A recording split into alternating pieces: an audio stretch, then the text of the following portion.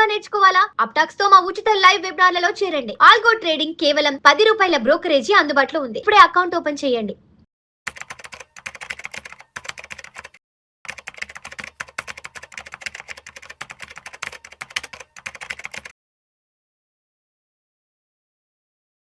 నమస్తే అండి, welcome to Suman TV. నేను విజయకర్ గారు.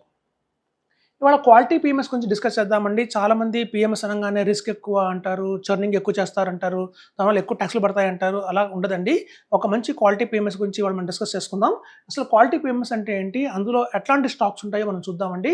ఈ క్వాలిటీ పీఎంఎస్లో వచ్చి మనకి హెచ్డిఎఫ్సి బ్యాంక్ అందరూ తెలిసిందే, అలాగే బ్రిటానియా మనకు తెలిసిందే బ్రిటానియా ఇండస్ట్రీస్, అలాగే ITC, Sun Pharma, Hindustan Aeronautics, Abbott India, అలాగే చూస్తే బ్లూ స్టార్ ఏసీస్, అలాగే కోరమాండల్, కోక్ ఫోర్గ్ అంటారండి. ఇది సాఫ్ట్వేర్ కంపెనీ ఉంది, హైదరాబాద్ బేస్డ్ కంపెనీ, చాలా మంచి కంపెనీ ఇది. అలాగే బయ్యర్ ఉంటుంది, మన పెస్టిసైడ్స్లో వస్తారు వాళ్ళు. ఇట్లాంటి ఎక్సెట్రా అంటే ఇట్లాంటి కంపెనీస్ అండి. ఇట్లాంటి కంపెనీస్లో మీరు చూస్తే కనుక ఎవరన్నా అనుకుంటున్నారా రిస్క్ అని చెప్పి పీఎంఎస్ని?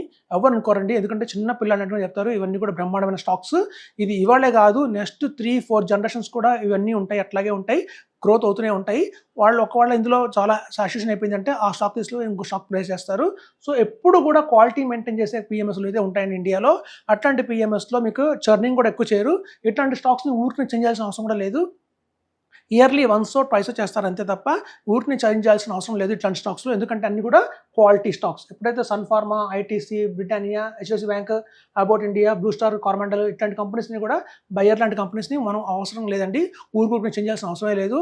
ఎందుకంటే ఓన్లీ ఇయర్లీ వన్స్ చేస్తారు, లేదా ఆఫర్లీ 2 times కనుక చర్నింగ్ చేస్తారు. చర్న్ చేసినప్పుడు కూడా కొంతమంది స్టాక్స్ ఏంటంటే కంపెనీస్ మార్చకపోయినా అందులో ఉన్న వాల్యూ మారుతూ ఉంటుంది అంతే తప్ప ఈ ఊరికి చర్నింగ్ చేయరండి. ఇట్లాంటి స్టాక్స్ని మీరు కనుక పెట్టుకుంటే కనుక మనం ఎన్నాళ్ళైనా దాన్ని కొనసాగించవచ్చు. ఇక్కడ చూడండి 2023-24 ఆ టైంలో క్వాలిటీ నేను చెప్తుంటాను, చాలాసార్లు చెప్తాను, ఒక్కొక్క టైంలో ఒక్కొక్క స్ట్రాటజీ బాగా వర్కౌట్ అవుతుందండి. వర్కౌట్ అవుతుంది. మన దగ్గర ఉన్న ఇన్వెస్ట్మెంట్ క్వాలిటీ స్ట్రాటజీలో ఉండాలి, వాల్యూ స్ట్రాటజీలో ఉండాలి, మొమెంటమ్ స్ట్రాటజీలో ఉండాలి, అలాగే గ్రోత్ స్ట్రాటజీలో ఉండాలి. ఇట్లా రకరకాల స్ట్రాటజీస్ మార్కెట్లో అవైలబిలిటీలో ఉంటాయి. సో అన్ని స్ట్రాటజీస్లో కూడా మనం ఇన్వెస్ట్మెంట్ చేస్తుండాలని చెప్తుంటాను. ఒక్కొక్క టైంకి ఒక్కొక్క ఇయర్ ఒక్కొక్క స్ట్రాటజీకి బాగా రాణిస్తుంది. మనకి 2023-24లో ఈ క్వాలిటీ అనేది బాగా రాణించింది. ఎవరైతే 50 lakhs పెట్టారో అమాంతం 80 lakhs అయిపోయింది వాళ్ళకి. సో అట్లాంటి రిటర్న్స్ మనకు వచ్చాయి. కానీ 2025-2026లో చూస్తే క్వాలిటీ అమాంతం పడిందండి. ఈ స్టాక్స్ అన్నీ కూడా మనకి బాగా ఇవాళ చూస్తే అండర్ వాల్యూ స్టాక్స్లో దొరుకుతున్నాయి, ఇవన్నీ బాగా పడిపోయింది. మళ్ళీ మా ఎక్స్పెక్టేషన్ 2027-28 కల్లా మళ్ళీ క్వాలిటీ పైకి వెళ్తుంది. సో ఇప్పుడు మనం క్వాలిటీ డౌన్లో ఉంది కాబట్టి, ఇక్కడ ఉంది కాబట్టి క్వాలిటీ, ఇది రైట్ టైం అండి. క్వాలిటీ పీఎంఎస్ చేయాలి అంటే ఇది చాలా రైట్ టైము. ఇట్లాంటి స్టాక్స్ అన్నీ కూడా ఇట్లాంటి టైంలో ఇట్లాంటి 25 స్టాక్స్ మనం మనం పట్టుకోవాలంటే చాలా సరే స్టడీ చేయాలి వాటి మీద. కానీ ఇక్కడ కంపెనీ వాళ్ళే అన్ని స్టడీ చేసి బెస్ట్ క్వాలిటీ 25 స్టాక్స్ మనకి ఇస్తున్నారు. అలాంటి 25 స్టాక్స్లో కనుక మనం 50 lakhs ఇన్వెస్ట్మెంట్ చేస్తే ఆ 50 lakhs ఆ క్వాలిటీ స్టాక్స్లో డిస్ట్రిబ్యూట్ అవుతుంది. నెక్స్ట్ రాబోయే 2027-28లో అమాంతం క్వాలిటీకి మళ్ళీ పైకి వెళ్తుంది అంటున్నారు. సో చూడండి, ఎక్కువ ఫారిన్ ఇన్వెస్టర్స్, ఎఫ్ఐఎస్ ఎక్కువ ఇన్వెస్ట్మెంట్ చేసేది ఈ క్వాలిటీ కంపెనీస్లో చేస్తారు. ఎప్పుడైతే ఇన్వెస్టర్స్, ఎఫ్ఐఎస్ బాగా ఇండియాకి వస్తున్నారు అంటే అర్థం క్వాలిటీ బాగా పైకి వెళ్తుందని. సో ఎప్పుడైతే ఎఫ్ఐఎస్ బయటకు వెళ్తున్నారు అంటే ఆ టైంలో కొంచెం క్వాలిటీ డిప్ అవుతుందని అనుకుంటాం. ఇందులో కనుక మనం 50 lakhs కనుక ఇన్వెస్ట్మెంట్ చేసి పీఎంఎస్లో ఎవ్రీ మంత్ 50,000 కనుక ఎస్ఐపి రూపంలో కనుక యాడ్ చేసుకుంటూ వెళ్తే కూడా మనకి ఎక్స్ట్రాడినరీ రిటర్న్స్ అయితే వస్తాయండి. సో ఒక క్వాలిటీ పీఎంఎస్లో కనుక మనం ఇన్వెస్ట్మెంట్ చేస్తే ఇక్కడ చూడండి, ఎక్స్పెన్స్ రేషియో మనకి చాలా తక్కువ ఉంటుంది. మనకు కనుక 2.5% ఎప్పుడు దాకా ఉంటుందంటే మనకు 2 crores అయ్యేంత వరకు మన వాల్యూ. ఒక 2 crores దాటింది అంటే మాత్రం అది సీదా మనకి 1%కి వచ్చేస్తుందండి ఎక్స్పెన్స్ రేషియో. సో మనకి ఎక్స్పెన్స్ రేషియో కూడా రాబోయే రోజుల్లో తగ్గిపోతూ ఉంటుంది. 2%, 1.5%, 1% తగ్గిస్తుంటారు మన వాల్యూ పెరిగిన కొద్దీ.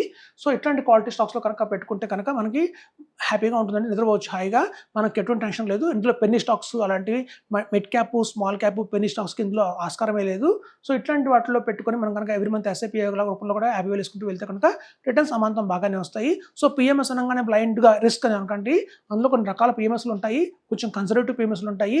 మనం కనుక దగ్గర 50 lakhs కనుక ఉంటే మనం ఇట్లాంటి క్వాలిటీ పీఎంఎస్ స్టాక్స్లో ఒక 25 lakhs ఇన్వెస్ట్మెంట్ చేసి రిమైనింగ్ 25 lakhs కావాలంటే మనం డైరెక్ట్ మ్యూచువల్ ఫండ్స్లో కూడా ఇన్వెస్ట్మెంట్ చేసుకోవచ్చండి. మనందరికీ తెలుసు మనకి పీఎంఎస్లో ఒక ఆప్షన్ ఉంటుంది, అటు మ్యూచువల్ ఫండ్స్ డైరెక్ట్ ప్లాన్స్ దొరుకుతాయి, అట్లాగే క్వాలిటీ స్టాక్స్ దొరుకుతాయి.